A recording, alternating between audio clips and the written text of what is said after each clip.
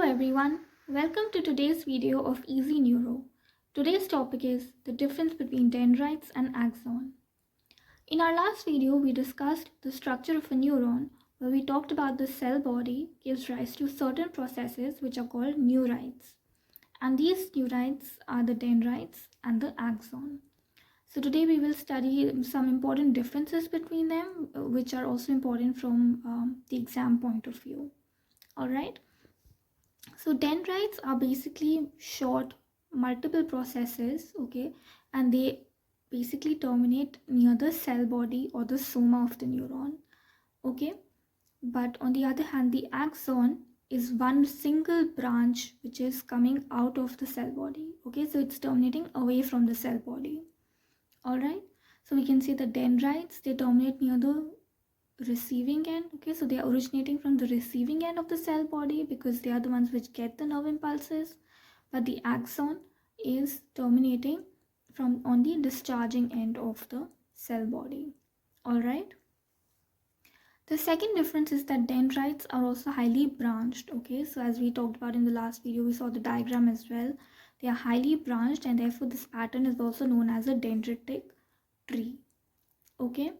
But axons, they don't branch along their length, they branch only at the ends, okay, and at the ends they form these fine processes which are known as axon terminals, okay.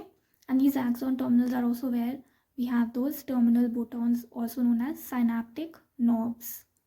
All right, the next difference is that dendrites have a do not have a uniform thickness, okay, so their thickness will continuously reduce because they also branch.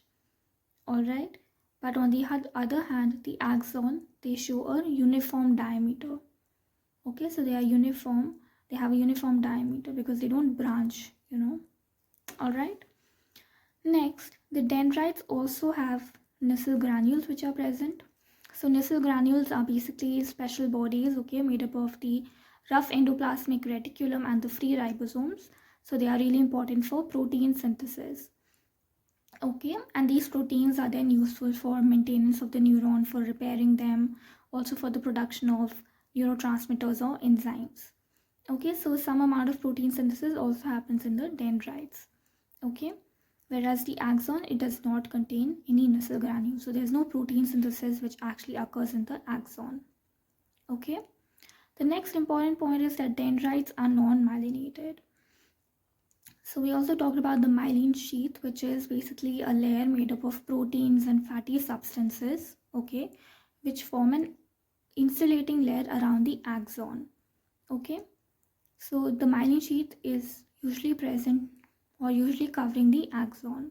Again, it is not necessary for the myelin sheath to be present, therefore the axon is either myelinated or non-myelinated, okay, but dendrites are always non-myelinated. And the last important point is that dendrites, they always carry the nerve impulses towards the cell body, okay, so they receive the incoming impulses and transmit it to the cell body where the processing can happen, and the axon on the other hand will carry the nerve impulses away from the cell body, okay. So the axon hillock and the initial segment of the axon where the action potentials are generated will carry those signals away from the cell body. Alright, so these are some important differences between dendrites and axon. Until then, thank you very much for watching my video and see you in the next one. Bye.